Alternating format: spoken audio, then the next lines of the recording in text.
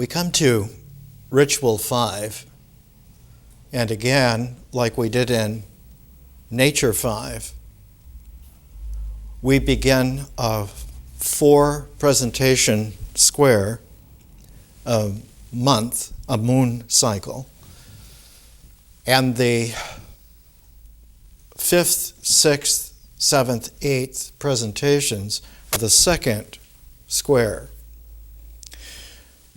The first square in nature, we took the I Ching, which was a pair of male and female, Fuxi and Nugua, that underwent a change for a pair of males, King Wen and the Duke of Zhou, and then came into its third level as a composition that was united by Confucius.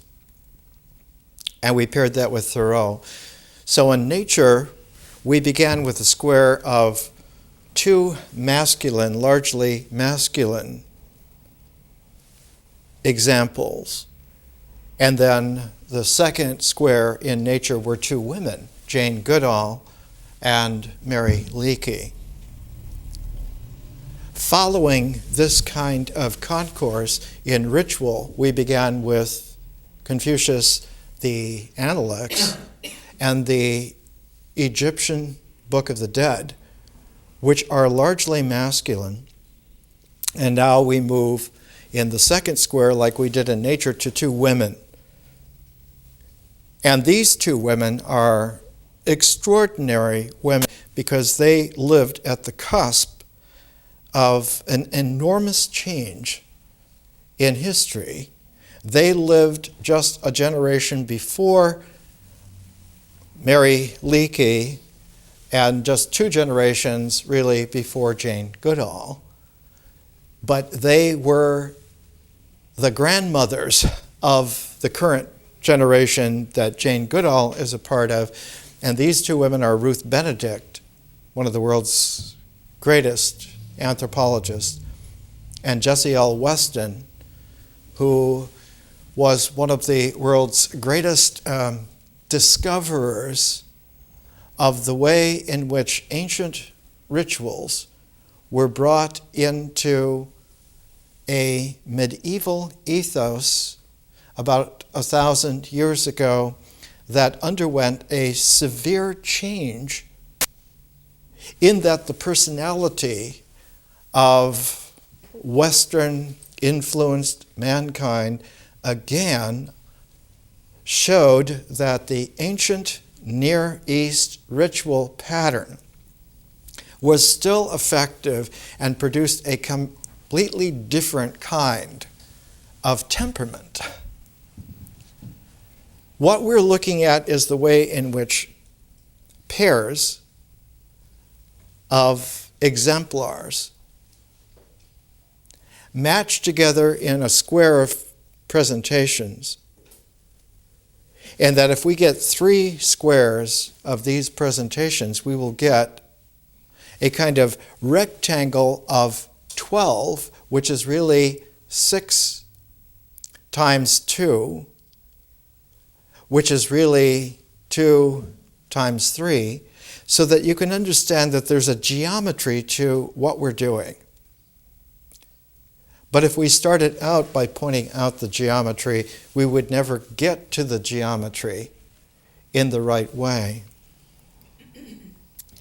The symbolic structure of the mind is largely geometrical, but its geometry is based upon a ritual patterning.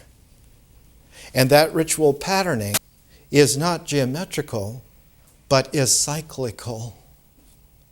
And so one has a very interesting kind of stability in our ability to bring things together, to integrate them, in that the basis of them is cyclical, which tends to be circular.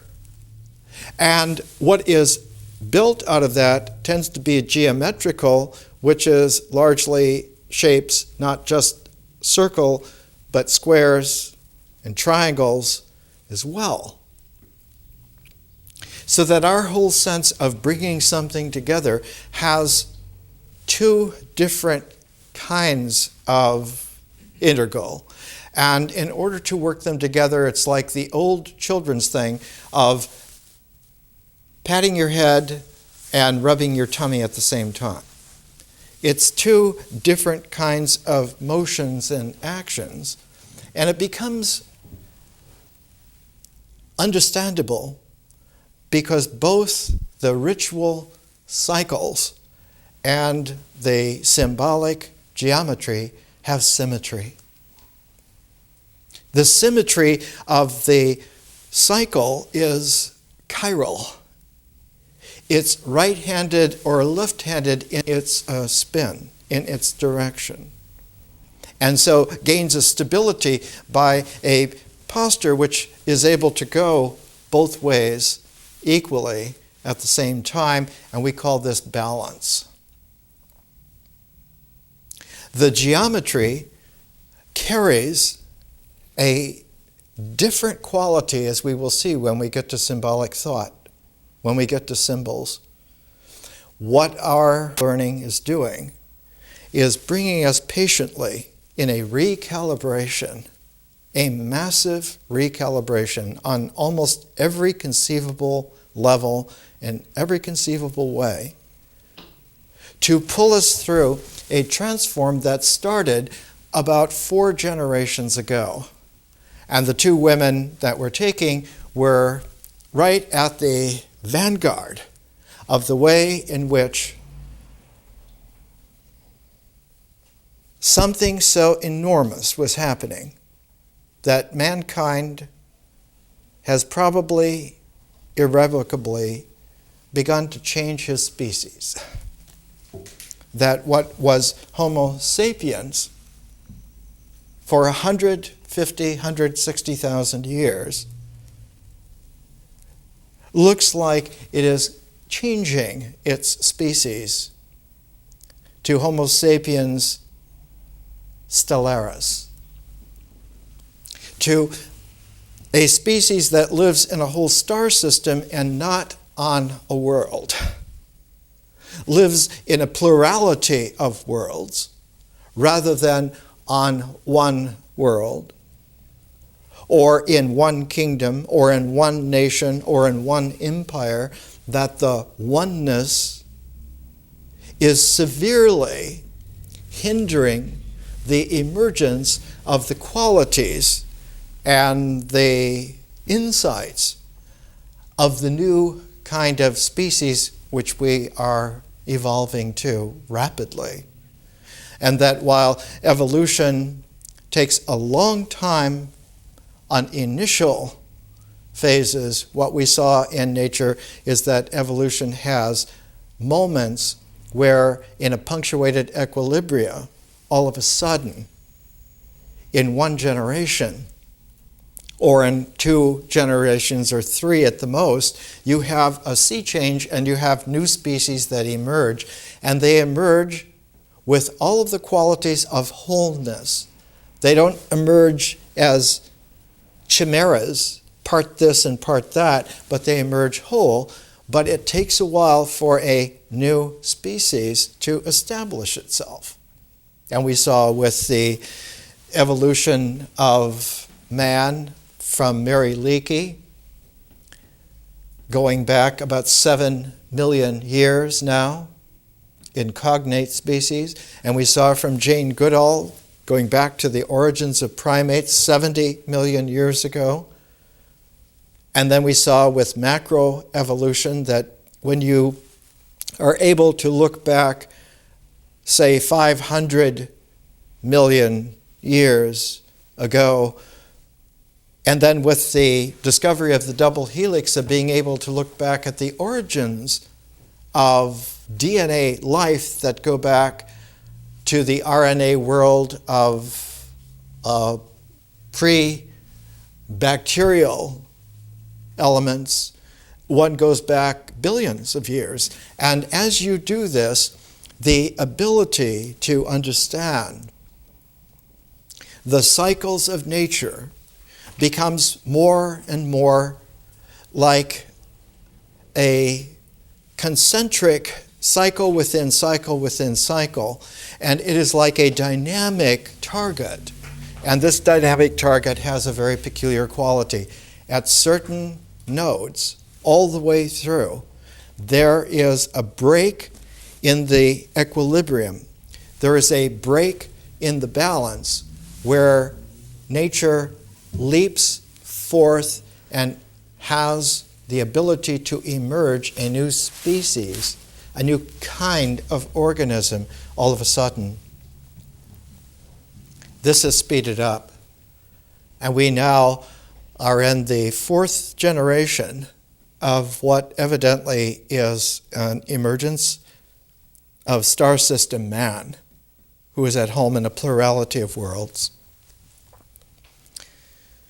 This learning, instead of being linear, instead of being a training or an instruction, follows those complex cycles within cycles so that you're able to work with this material in a plurality of ways which open up for you aspects that would not have occurred to you in any kind of previous learning. The closest analogs to this were wisdom schools in ancient times, brought back into play by small communities of groups from time to time over the last 30,000, 40,000 years. But it has never been on this kind of comprehensive scale before. Let's come to our two women for just a moment. They were both poignant. And one of the aspects of Ruth Benedict was that she was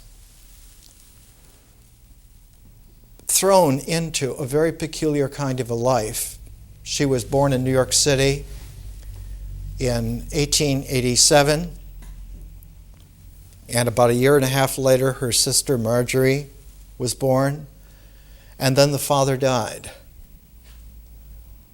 So that she grew up in a house where her mother was trying to take care of the two little girls and constantly grieving over the unfairness of the loss of her husband, of his untimely death.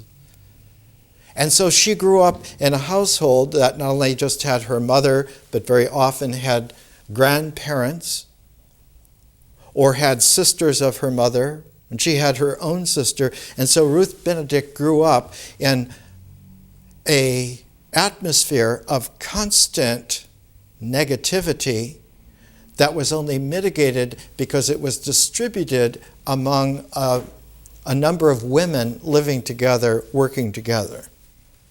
That there was no balance. There was only a distribution of the anxiety among a number of women, and this produced in her a response where she deadened the connections that normally would develop in the social world, and she lived largely in her own world. Not just a world of imagination, but a world of endeavor herself. And as if to underscore this, she began to lose her hearing. So she was cocooned into an intolerable world where the masculine was either missing, or if a masculine came in, was like an interloper coming in to see what he could get and then go. Whereas the women were left constantly of having to work it out together and keep life going and keep a sense of ability to do things. And by the time that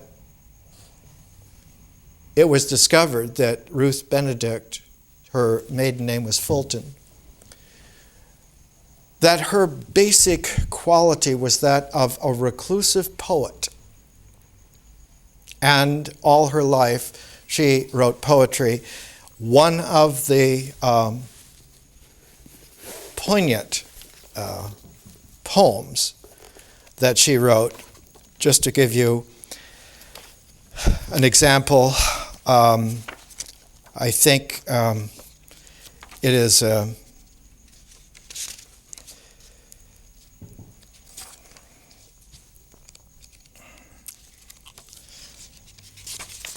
this comes from one of her diaries, and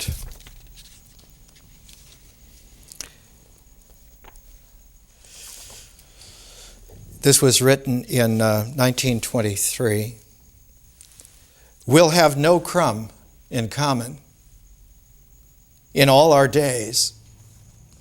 We shall not make a dream come true by naming it together, nor go full fortified from the touch of lips. These are sweet things. To us they are as words, rhymed in proud cadence by a jesting fool. We have but this, an hour, when the lifelong aimless stepping of our feet fell into time and measure, each to the other's tune.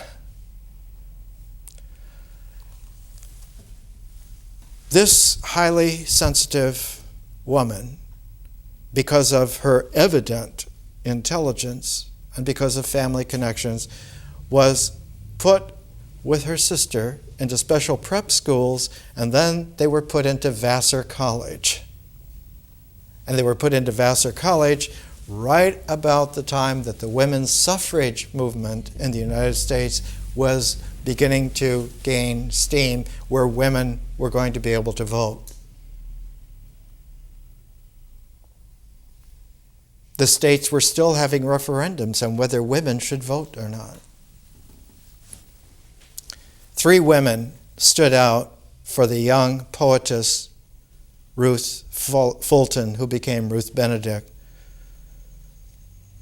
One was African plantation farm owner who wrote a book about it, Olive Schreiner, who was determined not to let herself be mulched into a false family world. And the protagonist of her story of an African farm is a woman who refuses to marry the man who got her pregnant because she would lose her individuality through being farmed out. And one of the points that Olive Schreiner makes, a married woman under these circumstances is no different from a woman having to work her way on the street. The second figure was Margaret Fuller, who was a transcendentalist, who was a friend of Emerson, a friend of Thoreau, who died in a shipwreck off Fire Island in a storm coming back from Europe, and she was only 40 years old. The portable Margaret Fuller is put out by the Viking Penguin Portable Library, and Margaret Fuller, This Life by Carolyn Balducci, is quite a wonderful life. The third woman was Mary Wollstonecraft, who's famous for The Vindication of the Rights of Women and for Maria or the Wrongs of Women, written in revolutionary times, the times of the American and French revolutions, and who died when she also was not very old, and her daughter became Mary Shelley. Her husband, her second husband, was William Godwin, who was one of the great political philosophers of personal freedom. And so these became Ruth Benedict's mentors. And when she was graduating from Vassar, her sister Marjorie was singled out as being the perfect Vassar graduate who was prepared to take an honorable place, leading society intelligently and graciously in a modern world. And very soon she was married to a man, Robert Freeman, and settled down to a very nice, comfortable life. Whereas Ruth, though she was very, very intelligent, was increasingly unhappy. And so it was arranged by one of the patrons of Vassar to invite her to go to Europe for a year with 2 California Vassar graduates. And so the 3 of them went to Europe for a year. They went to Germany. They lived for 3 months there. They went to Italy, lived for a couple of months there. They went to Switzerland, lived there for a while, to France, to England. And by the time that she came back having experienced at least a year and several months of finding that there is a gorgeousness in the world, and that though she hardly had anything to do with the 2 young women traveling with her, when she came back, she went back to a home where there was the familiar depressive stuff. By this time, the mother was living and working in Buffalo, New York, in constrained circumstances. And Ruth more and more felt like she was just crumbling again back from a little bit of a glimpse of openness, and that the only ways out were unacceptable artificial ways. I'm going to leap ahead to the book we're using by her, Patterns of Culture. Has sold millions of copies and has been constantly in print since it was published in 1934. This is her conclusion in Patterns of Culture. In our own generation, extreme forms of ego gratification are culturally supported in a similar fashion. Arrogant and unbridled egotists as family men, as officers of the law and in business, have been again and again portrayed by novelists and dramatists, and they are familiar in every community. Like the behavior of Puritan divines, their courses of action are often more asocial than those of inmates in penitentiaries. In terms of the suffering and frustration that they spread about them, there is probably no comparison. There is very possibly at least as great a degree of mental warping. Yet they are entrusted with positions of great influence and importance and are, as a rule, fathers of families. They impress both upon their own children and upon the structure of society, and it is indelible. They are not described in our manuals of psychiatry because they are supported by every tenet of our civilization. They are sure of themselves in real life in a way that is possible only to those who are oriented to the points of the compass laid down by their own culture. Nevertheless, a future psychiatry may well ransack our novels and letters and public records for illumination upon a type of abnormality to which it would not otherwise give credence. In every society, it is among this very group of the culturally encouraged and fortified that some of the most extreme types of human behavior are fostered. It was one of the strongest statements since Mary Wollstonecraft's Vindication of the Rights of Women. It hit in the United States right at the depths of the Great Depression. And it illuminated something which had come to the fore in a very peculiar, strong way. And that way is this, the peculiarity is this. Ruth Fuller tried to leave home again, and this time she came to California. She came to Los Angeles and taught at the Westlake School for Girls for a year. Then she went to Pasadena and taught in Pasadena at the Orton School for Girls for a year. Ostensibly because her sister's husband lived in Pasadena, lived out here.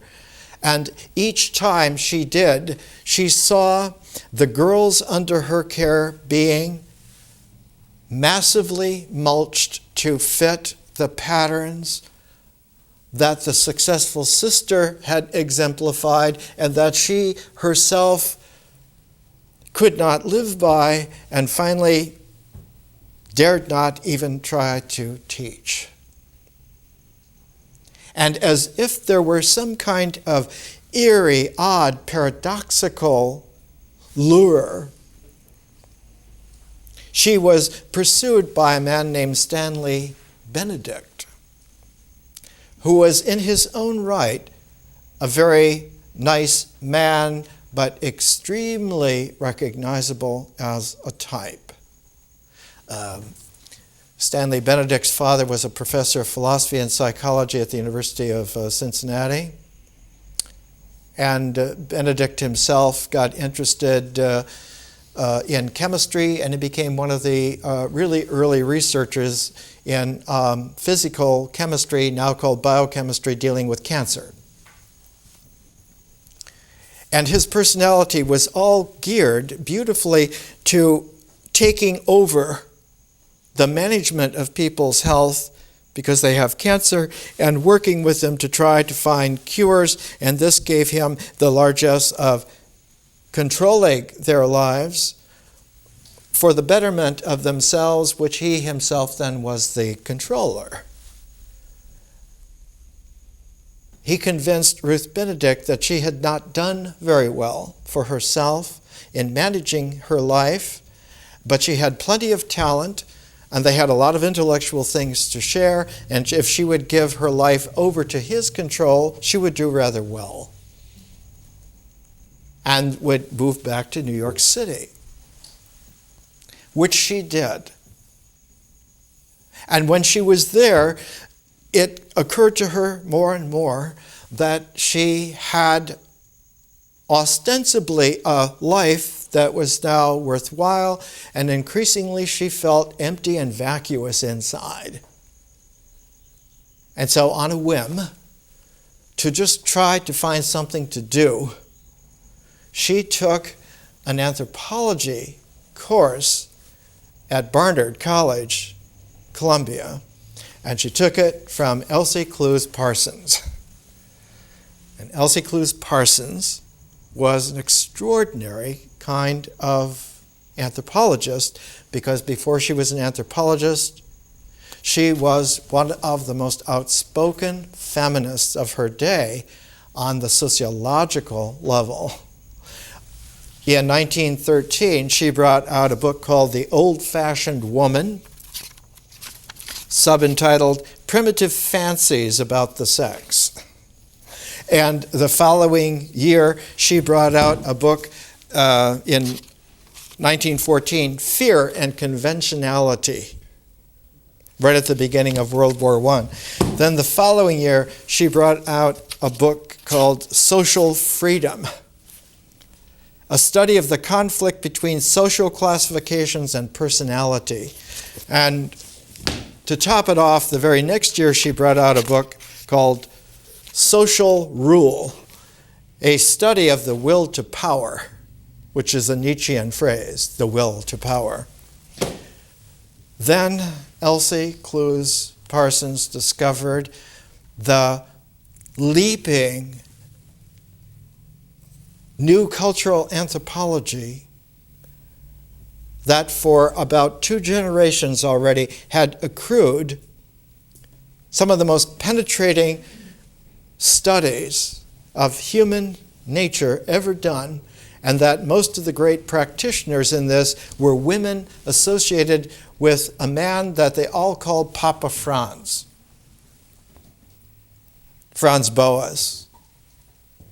And Franz Boas had originally, born in Germany, 1856, had somehow, when he was a mature young man, gotten involved in an expedition to the Eskimos in the far Arctic North, Baffin Island.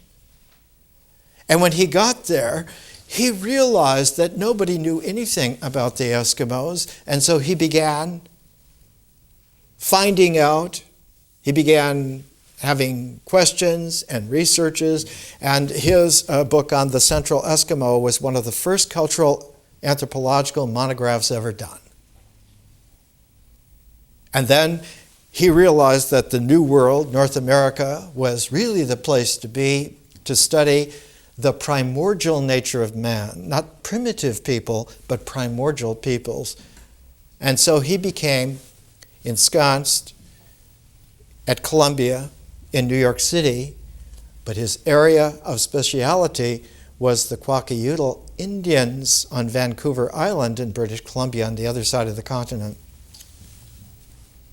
And the Quakkanoodle are extraordinary, outgoing kinds of people, but their outgoingness is a deep paranoid competitiveness with each other. And one of the qualities that comes out is the potlatch where one can give away more than anyone else, but you expect that somebody else will try to outdo you, so you'll get it all back anyway.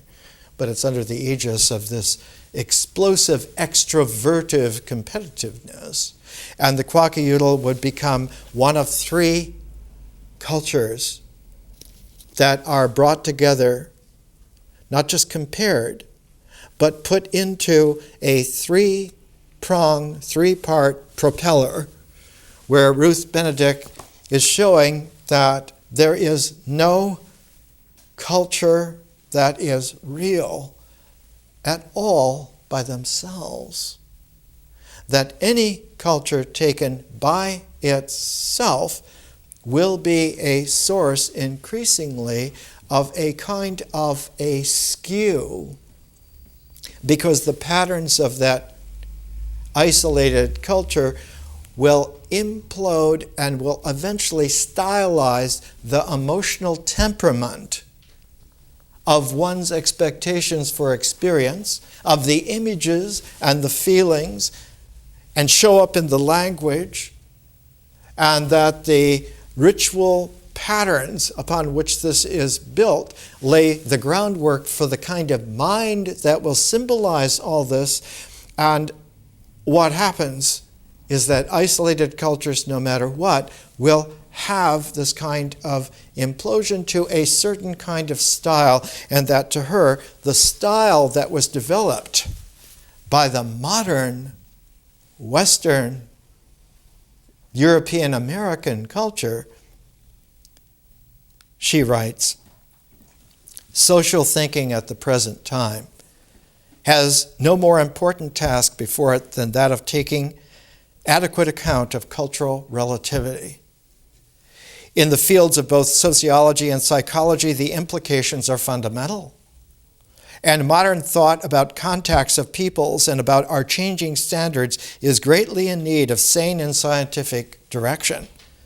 The sophisticated modern temper has made of social relativity, even in the small area which it has recognized, a doctrine of despair.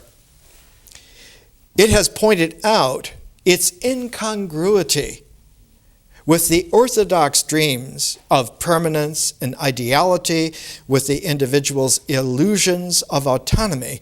It is argued that if human experience must give up these, the nutshell of existence is empty. But to interpret our dilemma in these terms is to be guilty of an anachronism. It is only the inevitable cultural lag that makes us insist that the old must be discovered again in the new, that there is no solution but to find the old certainty and stability in a new plasticity. In other words, one has this cultural veering towards wanting everything new all the time, so that everything is jettisoned because it's old. It's been done. Been there, done that, throw it away constantly. That the arrogance of this cultural style is actually leading towards a death.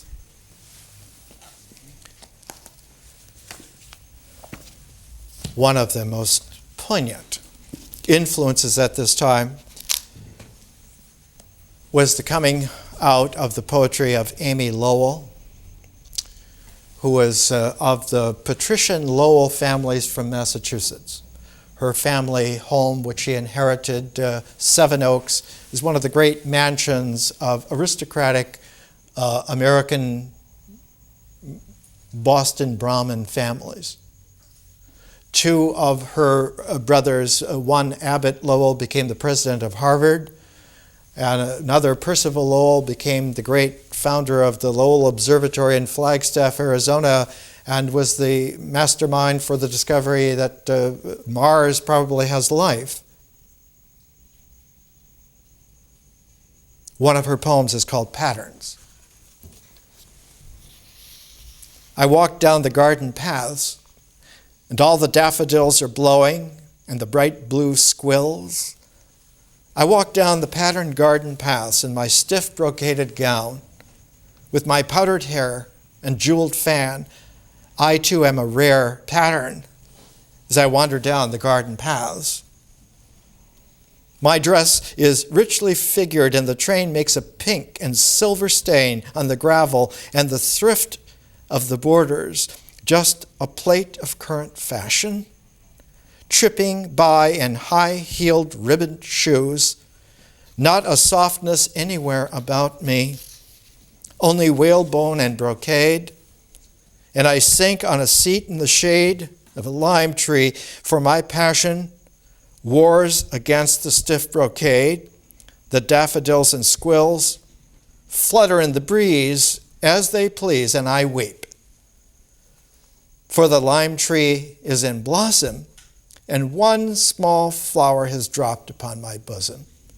And the poem ends with one of the most poignant poetic passages in world poetry. I shall go up and down in my gown, gorgeously arrayed, boned and stayed, and the softness of my body will be guarded from embrace by each button, hook, and lace, for the man who should loose me is dead, fighting with the Duke in Flanders in a pattern called a war. Christ, what are patterns for? Let's take a break.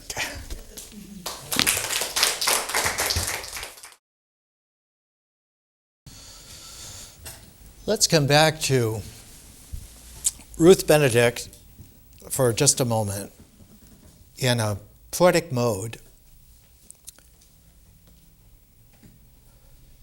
She published a volume of poems in 1941. She was 54.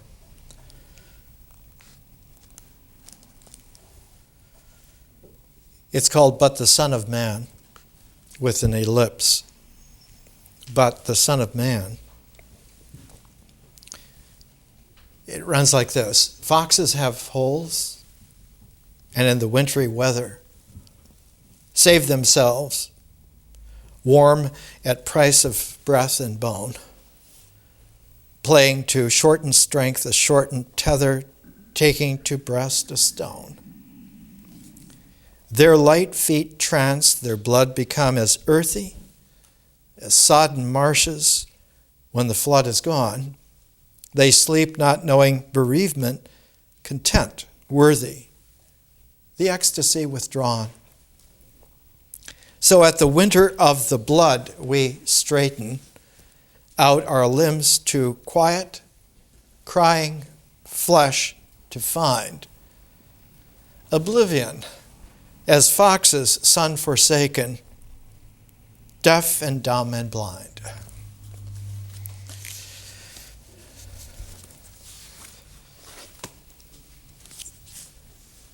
The volume, which was published in 1959, An Anthropologist at Work, Writings of Ruth Benedict, was edited by the beautiful friend, Margaret Mead. And Margaret Mead was a younger version of Ruth Benedict, and they met in the anthropology department at Barnard at Columbia under Franz Boas. And Margaret Mead had made a mistake in marrying a minister named Luther Cresswell. It didn't work out at all. She was just too deep and too enormous and too experimentative. So her second husband was named Rio Fortune. And Rio Fortune took his bride, Margaret Mead, to the Western Pacific, the South Pacific, and wrote a classic book in anthropology called Sorcerers of Dobu. In the Patterns of Culture, she takes the Quakkanoodle Indians of Vancouver Island. She takes the Dobu of the Western Pacific, and for a third, she takes the Zuni Indians in the American Southwest in New Mexico. Patterns of Culture was published in 1934, and the following year, in 1935, Margaret Mead published Sex and Temperament in 3 Primitive Societies. So you have 3 in the cultures of Patterns of Culture, 3 in Sex and Temperament. It is the pattern of ritual that gives rise to the temperament. A great deal of the chirality of the temperament is the sexuality. There isn't just men and women, but there is a feminine and a masculine, and it is chiral, meaning that it generates in opposite swirls that can be balanced, but not balanced all the time. In fact, one has to have a way of going back into a natural cycle in order to have those moments of balance and a chirality that very often, if it is artificially encased, there will be no balance possible whatsoever.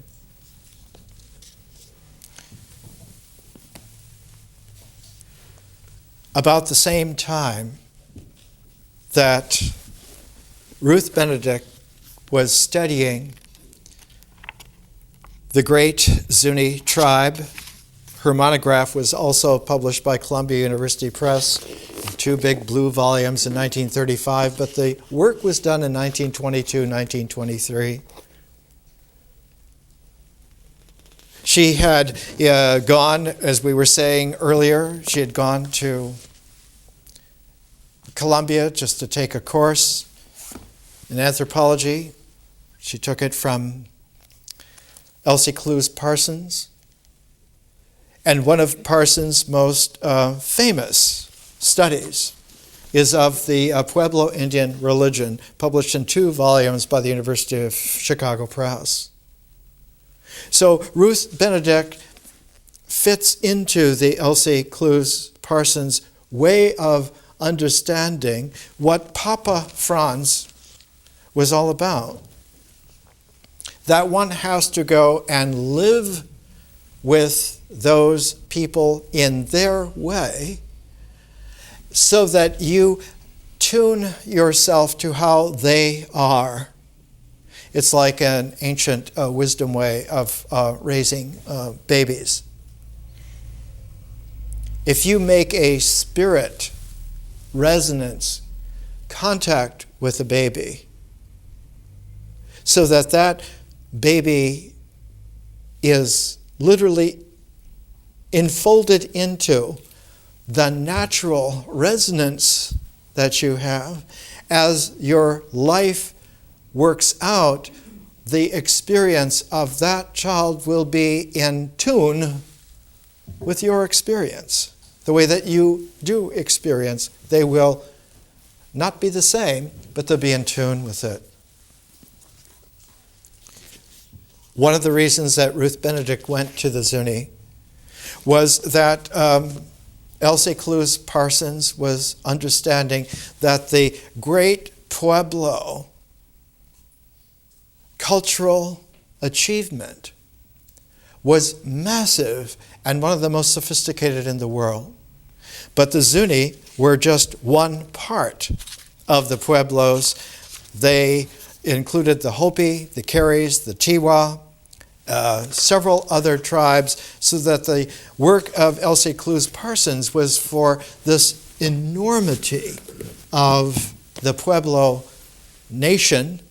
And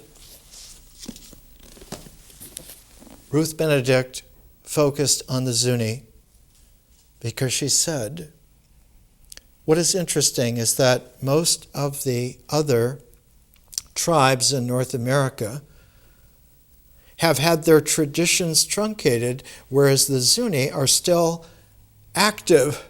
They're still pacing themselves in a way in which the pattern of their culture is still viable. And that there is a difference that when you go to Acoma, the city of the sky in Zuni land, there on that particular plateau, one finds, as she found, that the quality of the mythic experience, rooted in the accuracy of a living ritual pattern that is still going on in a very special way.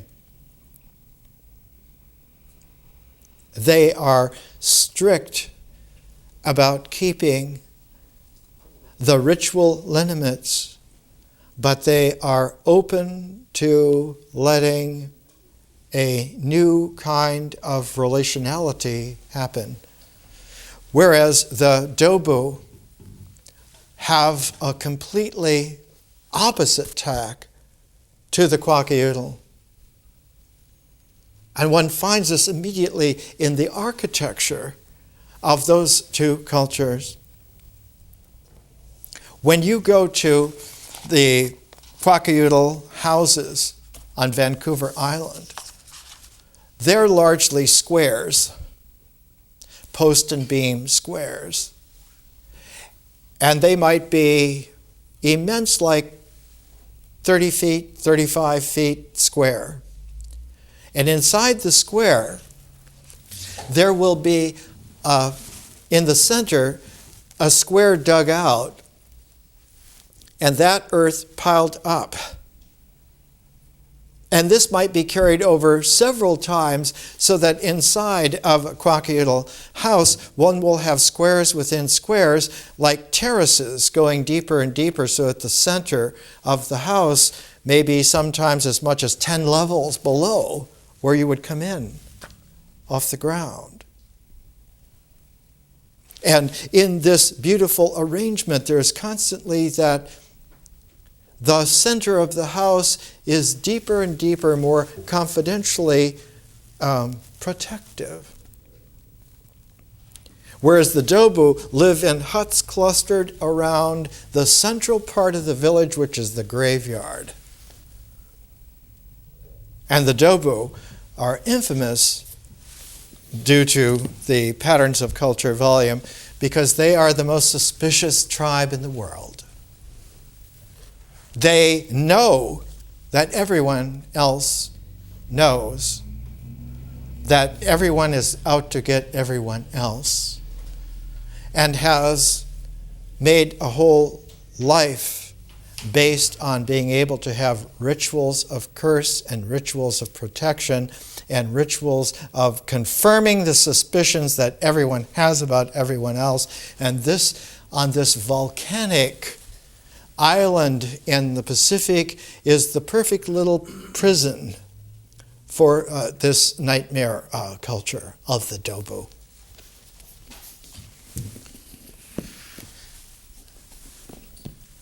Jessie Weston, Jessie L. Weston, her middle name was Laidlaw. She always used L. She was born in 1850.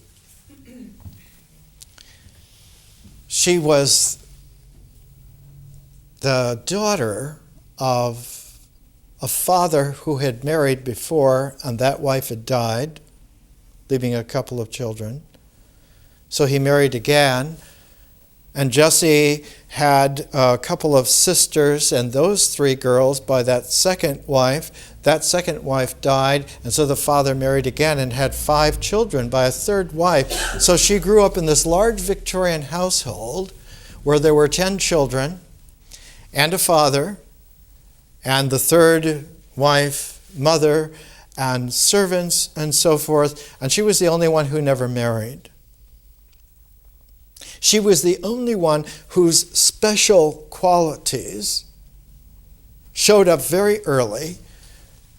And this is in the height of Charles Dickens' Queen Victoria, 19th century England.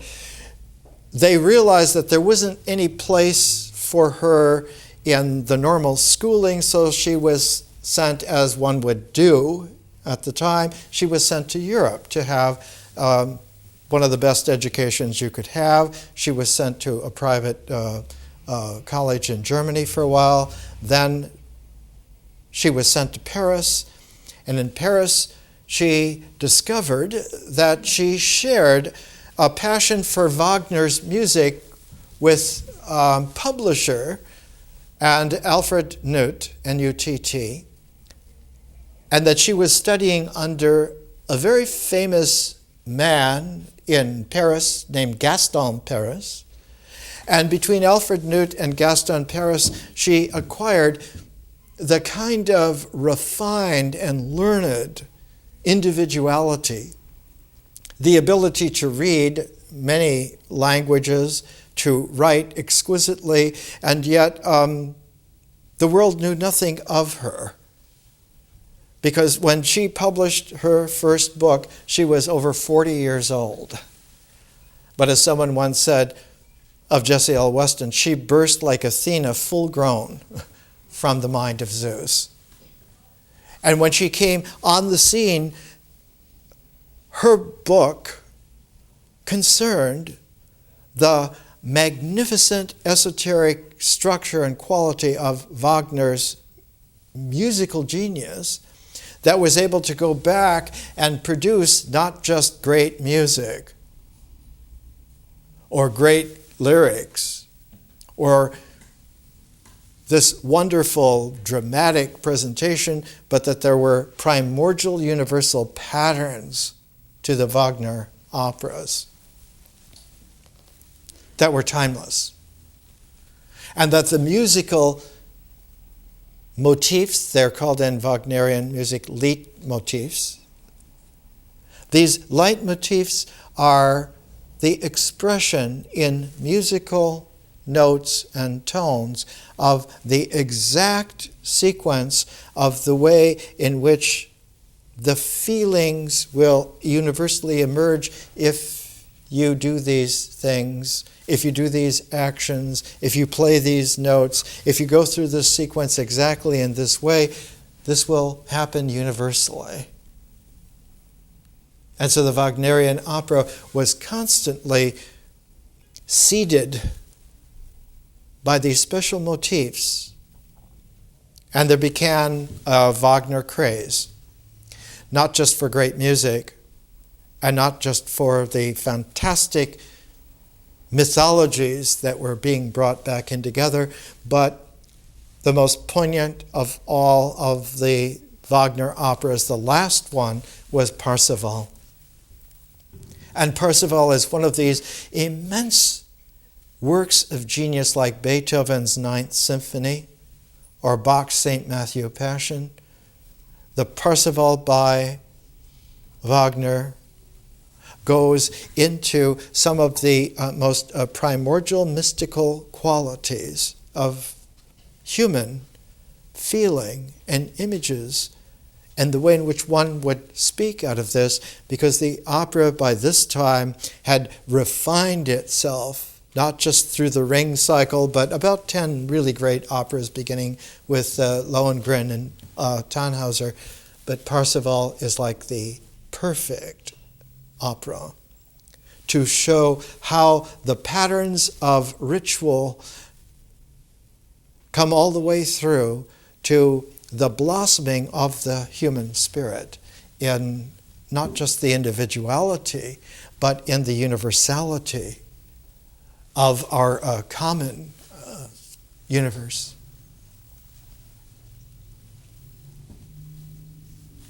The Percival was the great epic work of the medieval German poet Wolfram von Eichenbach. And so Jessie L. Weston translated all 2,400 lines of Wolfram's Percival and had it published in 2 volumes.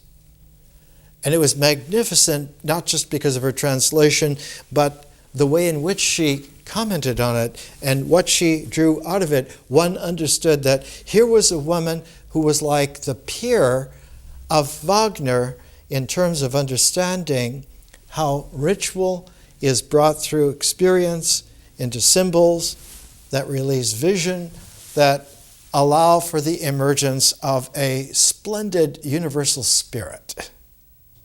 That she could do this and knew exactly how to do this. And that was, once more, she was convinced that the world of masculine scholarship had skewed away from the actualities of the way in which life really works. And so she set out like a Percival knight of feminine intelligence to challenge all of them, especially the closed circle of masculine German medieval scholarship, and they took great umbrage.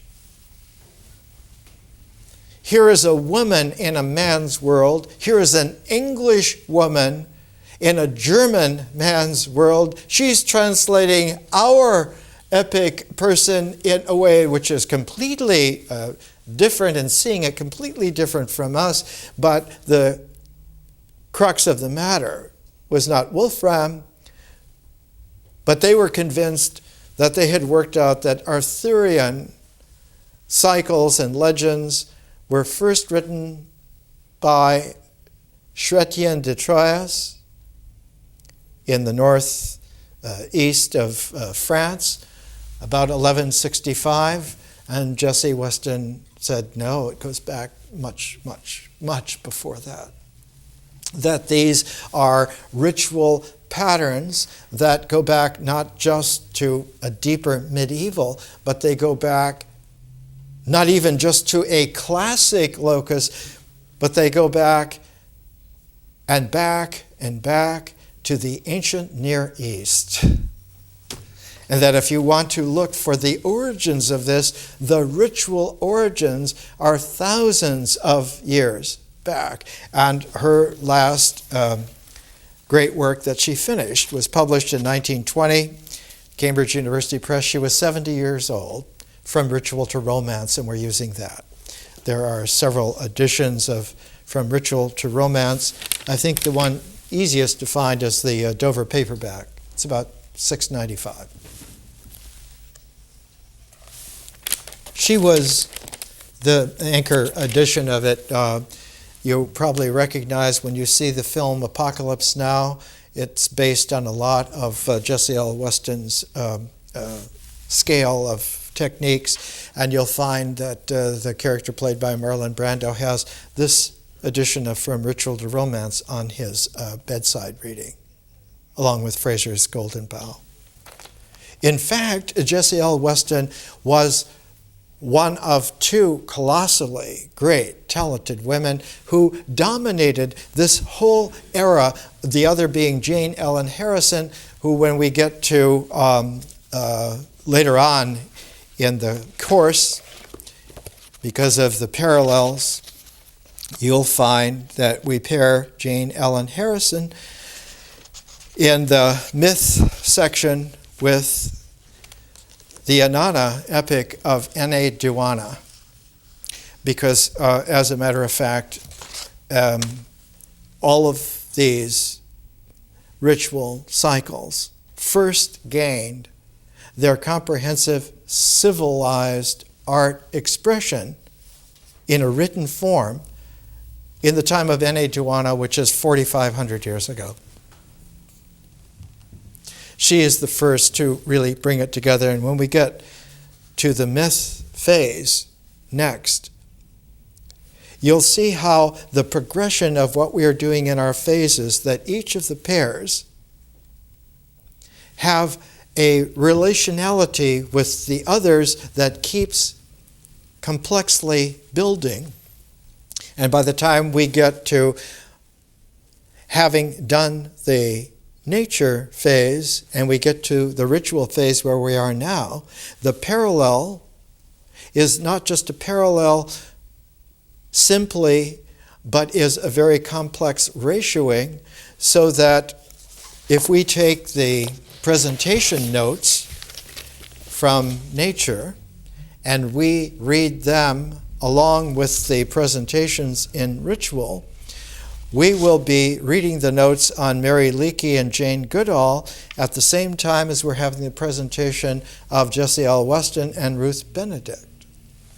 And by the time we get to the second of the myth presentation pairs, we'll be reading Navajo Medicine Men by Gladys Reichard and Sir Gawain and the Green Knight translated by J.R.R. Tolkien. Because one of the things that Jessie L. Weston found was that the original Grail hero was Sir Gawain, was not Galahad, was not anyone else, but was Gawain, who goes back to the ancient Near East because he is a solar god, not just a solar god like Shamash or Adonis figure, but goes all the way back, as we have seen, because we began the ritual section by pairing the Egyptian Book of the Dead with the Analects of Confucius, and that the original pyramid text upon which the Egyptian Book of the Dead is the third transform. You had the pyramid text, then you had the coffin text, then you had the Egyptian Book of the Dead. Just like the I Ching was originally Fuxi and Nugua, then was the Zhou dynasty founders, the Duke of Zhou and King Wen, who was a very tall man, by the way. He was about 6'10". For a Chinese figure 3,000 years ago, to be 6'10" is just an unbelievable figure. But the third level was then Confucius, who did the 10-wing commentary. So the I Ching and the Egyptian Book of the Dead are these ancient writings whose complete structure has been morphed at least twice over before it gets to a classic era where after Confucius there are so many versions of the I Ching that you find that the fourth phase of that is what William James called a pluralistic universe. That once you go 1, 2, 3, the fourth stage is infinity. In fact, George Gamow wrote a book called 1, 2, 3, Infinity about the nature of modern science.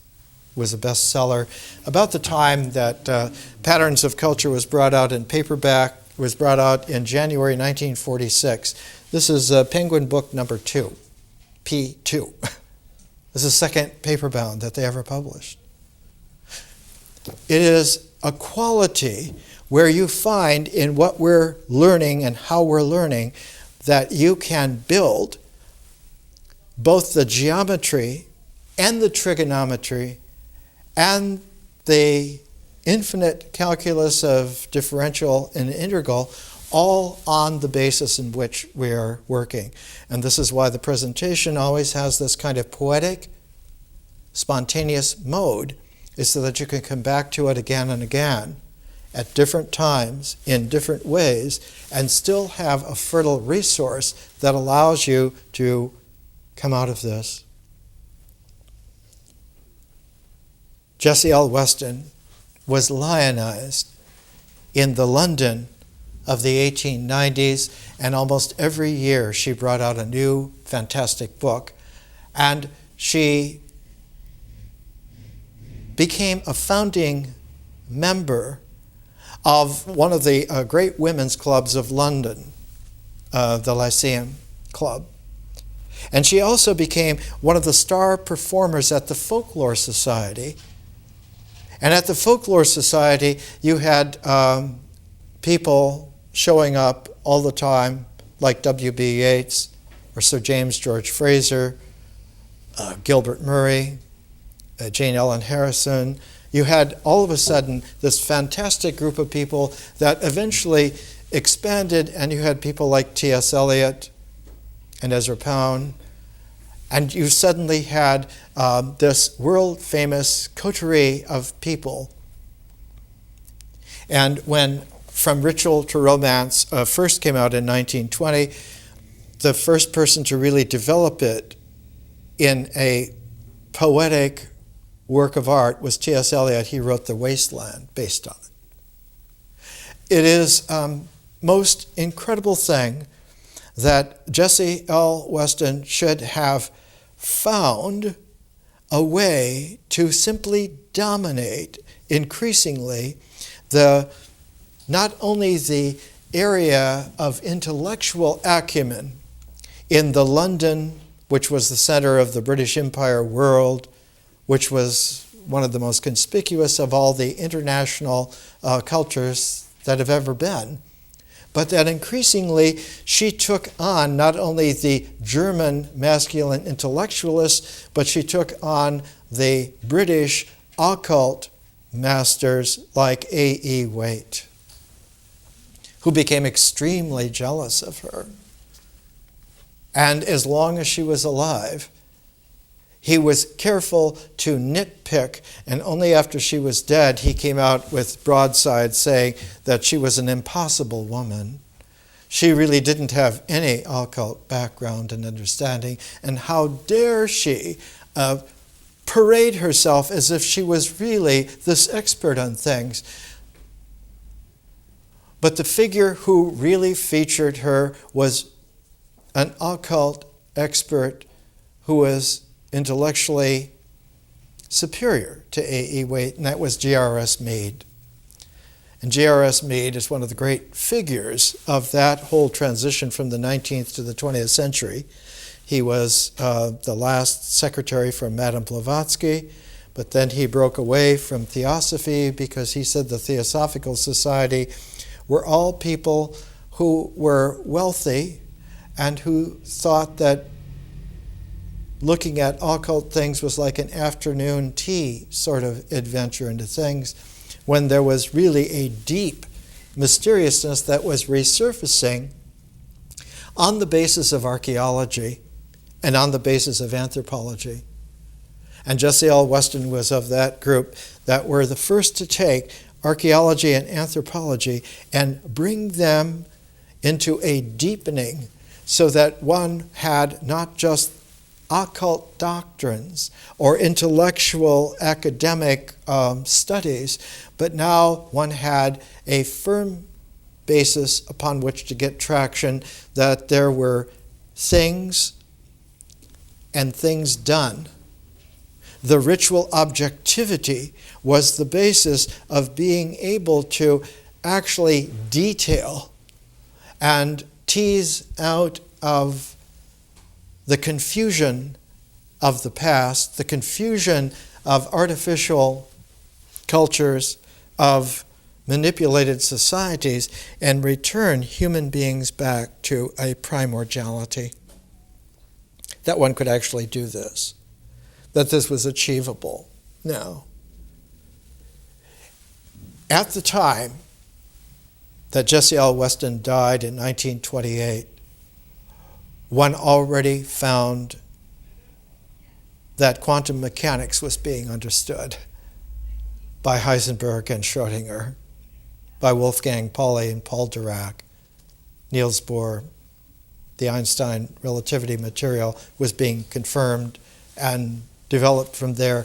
And so one had this enormous change on the ability of people from that particular generation, born in the later half of the 19th century and living into the first third of the 20th century, that generation shifted almost like a great watershed from doing the rituals that you were taught to do, because that's the way things are done in custom, to understanding that you can find out if you will take yourself with an open mind and go through those approaches, which will deliver up for you, fresh in your own feelings, the truthfulness of what this produces.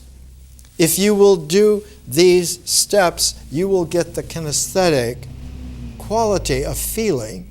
You will get fresh, new emergence of real images. And your language will change. Instead of being a patois, it will become your own individual language. So that when you speak to someone who has this as well, now a new quality emerges, that the human community of sharing is no longer limited by stylizations of cultures, but has transcended itself deep down to the primordiality of naturalness and up to the transcendent quality of universal spirituality, both at the same time. And what flows now is a great triple field of nature, of mythic experience, and of conscious vision. A thrice greatest quality. And whereas culture will have its ability to fit into nature, the flow of experience into the flow of nature, culture only goes that far. Whereas if you bring the flow of consciousness with the flow of culture, with the flow of nature, with those three, now for the first time, art is possible. And art is the emergence, then, of the superior kind of new form. It is a jewel form. It is not based on a pragmatic basis, but on a prismatic basis. That all of the ritual traction now has been completely transformed, so that one can have the efficacy of primordiality, of real ritual steps, but have them creatively happen for the first time. You can now have a Merce Cunningham kind of dance, which is just as primordial as the old, say, Sundance ceremony of the American Indians, or the old African dances in ancient tribal Africa. That art has now the primordiality, and instead of it being a primordiality that is like the basis, it is the primordiality that is the draw. So that art draws us forward into, out of a universe, into a cosmos. And that art forms then are the proof that we belong in all the dimensions of an artistic life. and that those dimensions now free us to participate in civilization.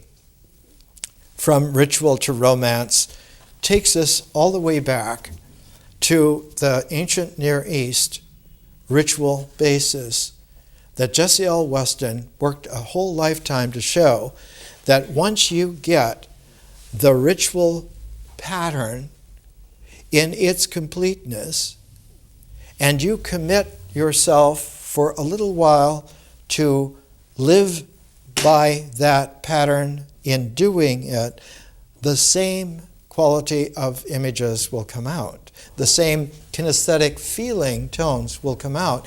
You will be able, literally, to experience with those people who had experienced it originally, and to recognize different variants of it all the way through thousands of years, and you will feel a kinship with those people.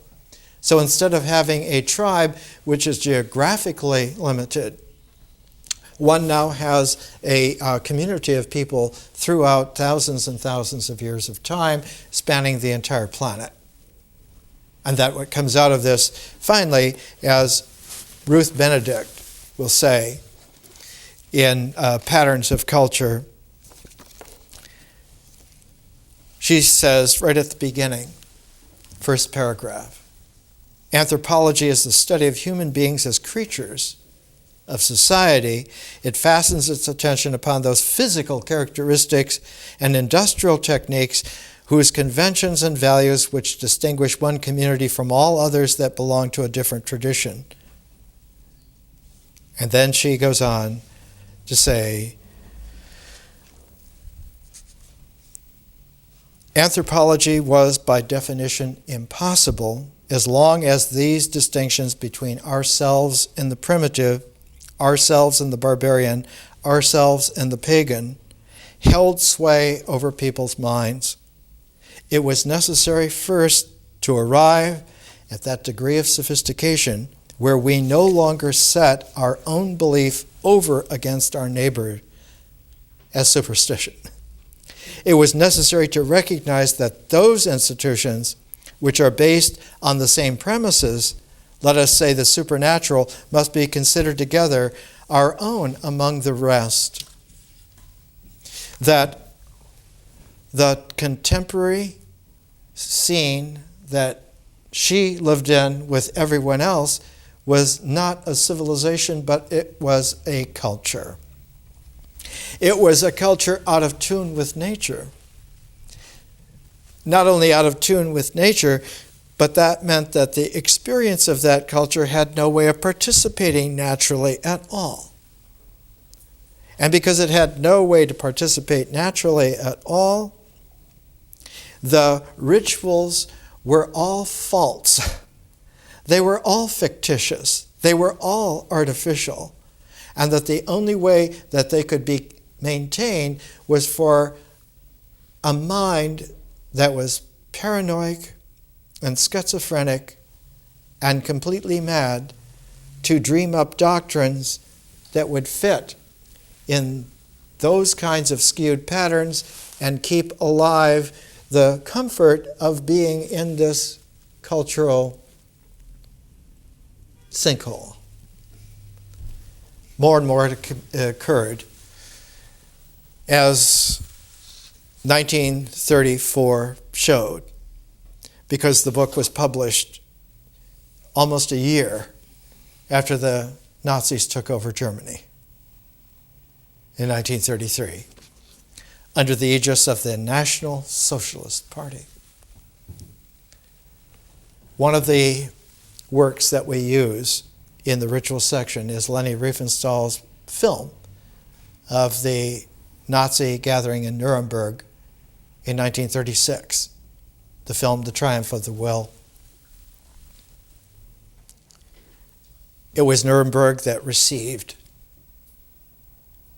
the great trial of the Nazis after the Second World War was over. In fact, the film Judgment at Nuremberg, based poignantly on that. But even deeper from that, the number one music that the Third Reich enjoyed was Richard Wagner, and the most ebullient expression of it was from the master singers, their Meister singers. That Nuremberg goes back into this very deep quality of a cultural icon and protects itself, as any kind of artificial culture will, from learning about any other cultures because they will contaminate. So that the emphasis is no longer on the natural ritual, which would be purification, it is on eliminating contamination. And the eliminating of anything that interferes is a contamination. And so the purification is that they must go. They must be done away with. To get rid of all of the blemishes, so it isn't purification in the original ritual, but it is the inverse of it, a devolution. And of course, the mind that supports that devolution becomes like an inverse of the stability of the way in which atomic matter maintains itself. That is, it no longer maintains its stability, but it becomes radioactive. And so the modern world that we have grown up in has been for 3 generations not only perverse, but increasingly radioactive. Not a civilization at all, but a radioactive culture. Patterns of Culture by Ruth Benedict and From Ritual to Romance by Jesse L. Weston give us an ability to move from the Egyptian Book of the Dead and the Analects of Confucius, from ancient Egypt and ancient China, deeper into primordial aspects of the world that go way back, beyond the realms even of the Egyptian Book of the Dead and of the origins of the I Ching in China, back to a Paleolithic quality that was there long before there was a Neolithic, which was there long before there was a civilization.